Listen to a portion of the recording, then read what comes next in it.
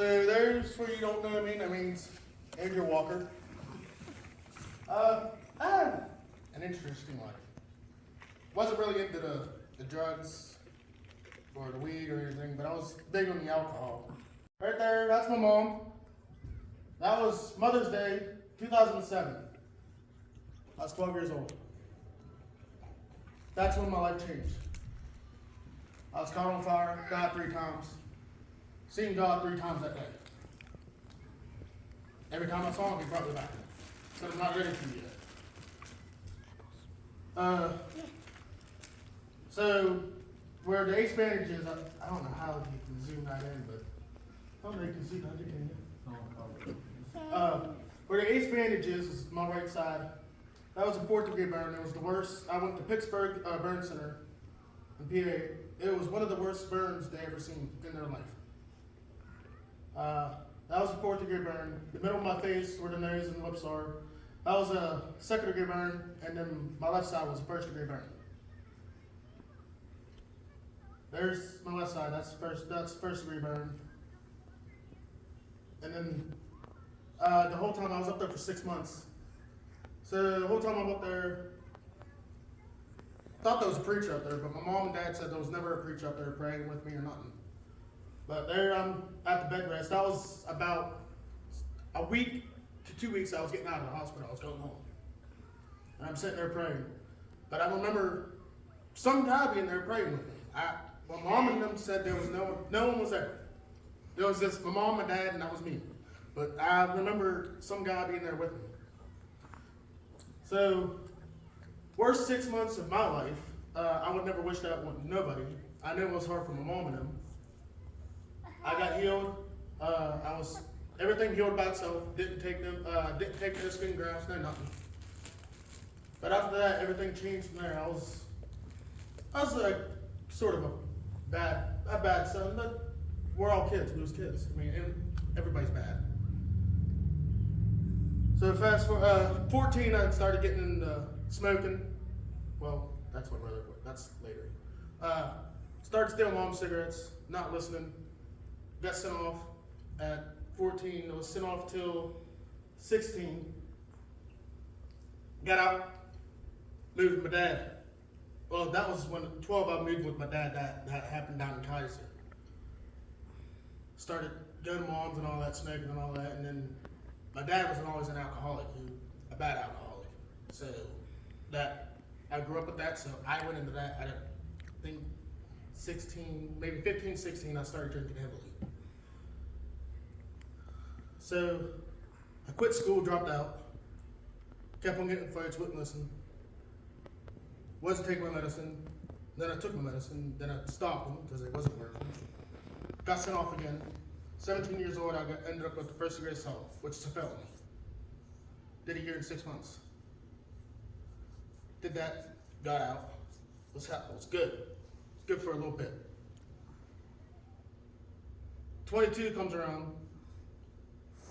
Started drinking heavily again on 2 fists a day of Jack Daniels Proof. Kept on having sharp pains. So I went to my doctors. My liver was pretty well shot. Because 2 fists a day, that's pretty bad for 22 years old. The doctor said you either clean up your act or you're not gonna make it. I said, okay. I met with my ex-fiance. We was together for 4 years. Started going to church up in New Lake Frostburg. Pastor Butch Wright. I was baptized. I was clean for 4 years, sober. Off alcohol, straight, cold turkey. That's my brother and his boy, my nephew. I think he was 26 in that photo. He worked for Aspen Tree Company. June 2nd, 2020, he died. Tree killed him. I thought me being caught on fire was all I could take. That's my blood brother. I never thought I would, get hurt of losing somebody in my life, because I've lost many families. That hit the nail in the coffin. That destroyed me. So my 4 years being sober was killed right then and there. I went back to drinking heavily again. Ended up drinking moonshine then. February 1st, I turned 26. My fiance left me after my brother just died June 2nd of 2020. So, 21, yeah, she left me. So, that didn't help anything any more than what it was. So I quit going to church. I was practically giving up because I no longer had my best friend anymore to talk to or anything. So I went back to my main drug, which was the alcohol. Because alcohol, you could drink it, get drunk, pass out, and the next day you'd be sober. Didn't realize how much money I was spending in that though. So a couple years go by. My cousin Sean Bonney kept on bugging me. Hey, come to the church. He was talking about this church. I said, I don't know, man. I've done a backslid. Did all this. I don't think anybody will accept me because I got all these tattoos and all that, and what my record is. So I think I've been here for about a year now. I came here. I liked it. Non-judgmental church. Pastor, he was wearing an ugly sweater, Christmas sweater, whatever it was, and it cheered me up because then I knew you can wear whatever you want here. You would never get judged. So I started coming and all that. But that's his gravestone. It's July 3rd, 93. June 2nd, 2020, he died. But like I said, I don't have a long story. It's just, I want to thank Pastor Charles and all them and all you guys to help me through my walk still. Because there's still like troubles with my anger and all that, but I'm getting better at that. And New Life Frostburg, they didn't show me the love that everybody shows me here. And like I said, it is what it is. It's struggles. It's alcohol and drugs. It's a disease and it's addiction. It's hard. Once an addict, always an addict. You got to help yourself get better before you can allow anybody else to come into your life to help you. Now, at times it still is hard for me around alcohol because my dad still is drinking, but I learned how to say the word no. A lot of people don't know how to say no. They get into the peer pressure and it crushes them. They relapse. That's why it's called relapse. Me, I said no, and I'm sticking to it. My health's more important than going to buy a fifth or going to buy a 30-pack. I'm on medication now for my anxiety and all that, and my blood pressure, and that's costing more than a 30-pack. Well, nowadays, without any insurance, it's costing more than anything. But I try, I guess my mom raised me right. I try to help everybody out that I can. I try to be available for everybody. But when it comes to me to being helped, or if something don't go right when I'm trying to help somebody, I feel like the bad guy because I didn't succeed, make them happy. But like Mike said, you can't make everybody happy. It just don't work like that. Life is not like that. We wish we could do that, but it's just how life is. But I'm happy with what I do. When I help somebody and I see they got a smile on their face, that makes me happy. I did my job right. That's right. But my mom raised 3 kids. She was a single mother raising 3 kids. I was probably the worst one out of the bunch with everything. But when I had to be strong, when I got the call from my brother, I grieved that day. That was my grieving day. That was it. But I still got to be there for my mom because she still struggles. Yes. And I understand that because that was her first kid she ever lost. That's my dad's second kid he lost. I'm my dad's last kid he has living out of my dad's side. My mom still got 2 other boys. My older brother, not my oldest one. I don't really talk to him like I should, but that's on personal and stuff. But my brother Levi, the second oldest, me and him came a lot closer than what we was when we was growing up, which we need each other. That was our best friend. Even though he's a brother, but that's our best friend.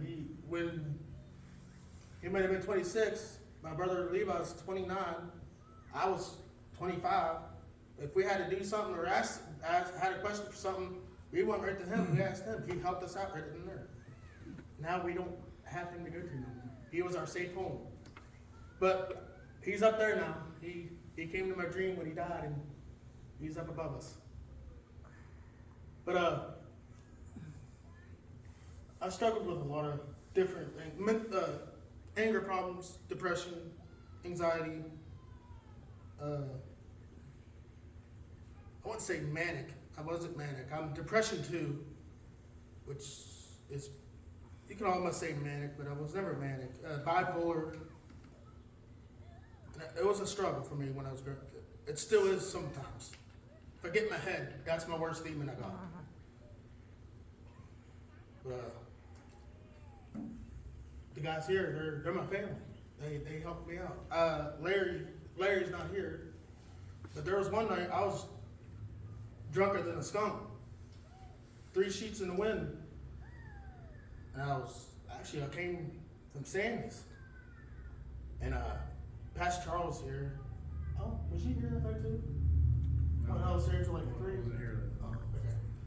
Oh, okay. I think it was just after, it was a Friday. I think it was just after 3D. But I'm out there. I was just gonna keep on going home, but something told me to stop. Talk to somebody. Larry Feaster, it was Dave's wife, Susie. She was going to the truck. I said, is anybody still in there? She said, yeah, Larry's in there, and she named a couple other ones. I said, okay. Charles sat there, Larry sat on there, and I sat right here. And I just bawled. I was at my bottom of the pit.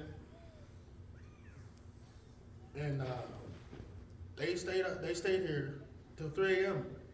until they felt like I was good to go home. Amen. And I sobered up a little bit when I walked in the doors. And they knew I was drunk, of course. Told him, I don't know how many times I told him, I was like, hey, I'm drunk. I don't know if I'm allowed to be in here when I'm drunk. He's like, you're welcome here no matter what you are. So 3 a.m., Larry gave me a ride home after he bought me a pack of cigarettes. He took me home, and that was about it. I still struggled throughout the time before I said no, before I learned how to say no to alcohol. But other than that, that's my story. I mean, I can only try my best. And you guys are here to back me up on it. Help me get through it. That's what we're praising. It's family for life. That's what we're here. That's our motto. Amen. And if you can't get a hold of one person here, keep on going down the line. Someone will pick up. Amen. And that's my story. That's all I gotta say. I appreciate y'all coming out and listening to me. Wish there was a little more people, but they hear it. They get it on video. All right. I'm done. Good. So there's, for you don't know me, that means Andrew Walker. I had an interesting life. Wasn't really into the drugs or the weed or anything, but I was big on the alcohol.